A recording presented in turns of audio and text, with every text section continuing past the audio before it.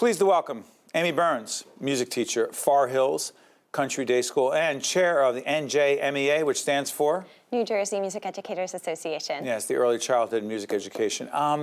Listen, we were just talking before we got in there. You've been teaching music for 23 years. Yes. When did you know you wanted to do this? Way back when I was about 14, 15 years old. I loved my high school, and I went to West Morris Mendham High School, so I loved the music program there.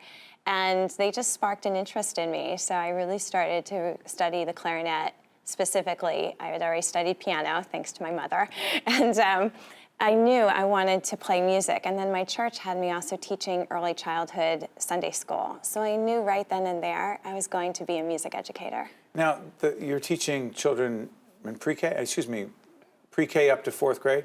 I teach personally pre-K to 4th grade at my school. It goes pre-K to 8th grade at Far Hills, and I also do a waddler and a toddler program once a month. Yes, a mommy and music, mommy and me, yeah, caregiver and me. I want to give back to the community that I grew up in. So once a month, I do a free class, a music class for waddlers, 6 to 18 months, and then toddlers, 18 to 3 By the way, years. you were just talking before we got in the air about our initiative right from the start, NJ, which the website will go up as we speak right now. Yes. Again, and we just had this conversation previously with one of your colleagues, why is what you're talking about right now connected to right from the start, NJ? Well, as you know from the panel, you did a great 3-part panel with the experts, and they drove home the fact. Dealing with birth to 3. Yes, 0 to 3. And one of the facts on there was that by 3 years old, 80% of the brain is developed. And as they were pointing out, first comes the sound, then the language, and the vocabulary. So when your children are born, they're constantly listening to everything. And there are studies like the Brain and Creativity Institute in Southern California did a study where children were exposed to music and accelerated their brain development in speech and sound and language and reading skills. And this is because the auditory sensory, that's where those are coming from. So it's really important, and I feel very passionate. So I was very thankful that Far Hills supported me 3 years ago when I asked them if we could start this community program and have a mommy and me, caregiver and me music class. Amy, you go even further than that. You've talked about the importance of exposing children who are not in this world yet. Yes. You know, in a prenatal situation to music. Talk about that. Well, Zoltan Kodály, who is a Hungarian ethnomusicologist. You think I didn't know that? I did not. No, I did not. I'm sorry. No, I'm joking. I did not. But here's a great quote, which is, "A child's music education begins 9 months before, not in their womb, but their mother's womb." Really? Yeah, so like you are exposed to music. One of the best things that I can tell a parent to do is, yes, go to these classes that are given by, approaches from Dr. Feyerabend to Music Together. These are great classes, but the best thing you can do from 0 to 3 is sing to your child.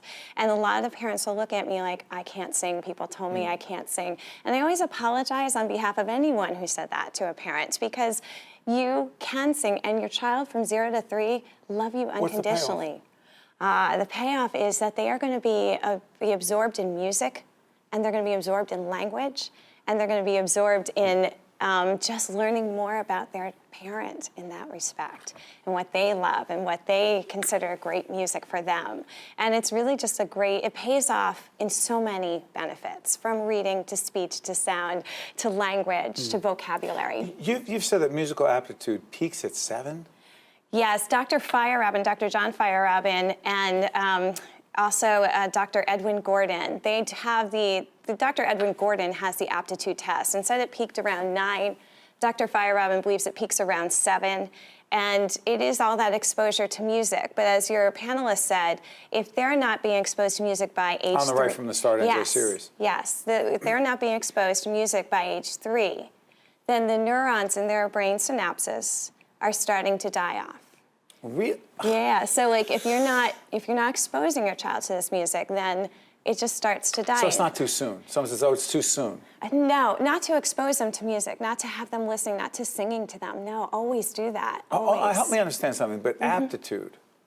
it's not the same as musical achievement. Right. A musical achievement, you're talking about in the moment, like winning a contest or getting first chair or Competitive auditioning. situation. Yes. What's aptitude? Aptitude is that whole span of your lifetime of music and how it can further you in your future. It's really just constantly building and building, and what you're learning and taking with you through every musical case. I'm curious about something. Yeah.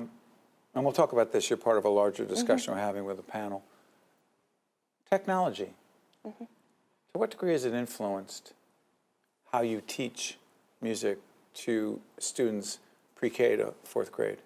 It's very interesting. So technology has, you always read the articles where you don't put the screen time in front of your children. And we're talking about passive technology. So when I'm talking about technology, I'm talking about educational technology. So for pre-K, no, I'm not using a lot of technology. They should be touching those instruments and feeling them and exposed to them like that and experiencing them. But what technology can do in a classroom of pre-K through 4 is it can do things that you couldn't previously do with technology. For example, we use a digital learning portfolio. So yesterday, a digital learning portfolio called Seesaw. So yesterday, my second graders mastered reading and playing this melody on xylophones. I mean, they were fantastic.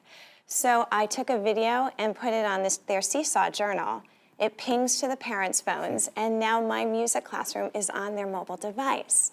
That's fabulous. I also can, through technology, share music to people in other states. Is that the global thing? Yeah, other Explain countries. Yeah, so through things like Seesaw, Soundtrap, I can share music that the students create in my classroom with other students around this country, around other countries, and Why we is that can important? connect.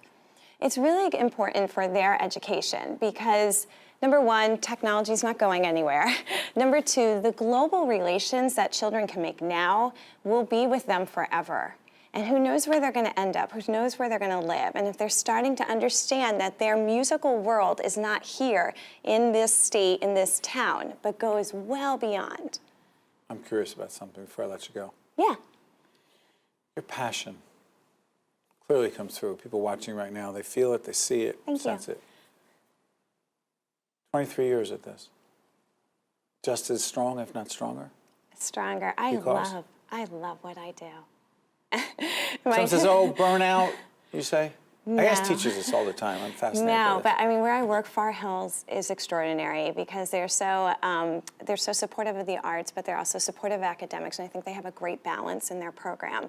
So, I mean, until they kind of say, okay, Amy, you're done.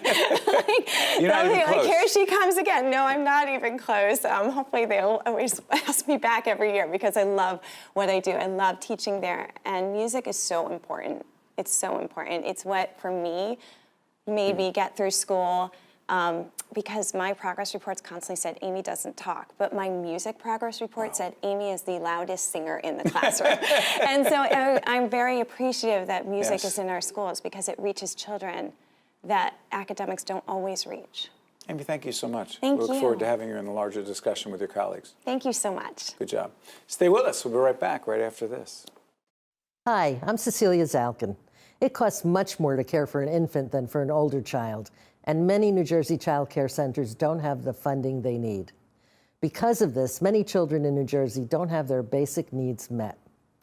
Right from the start, NJ is dedicated to supporting this vulnerable population, children from birth to age 3. We know that the early years are the most critical, and we believe that every child deserves a bright beginning and a healthy future. Also brought to you by the Robert Wood Johnson Foundation and by Choose New Jersey. Our mission is attracting companies to the Garden State.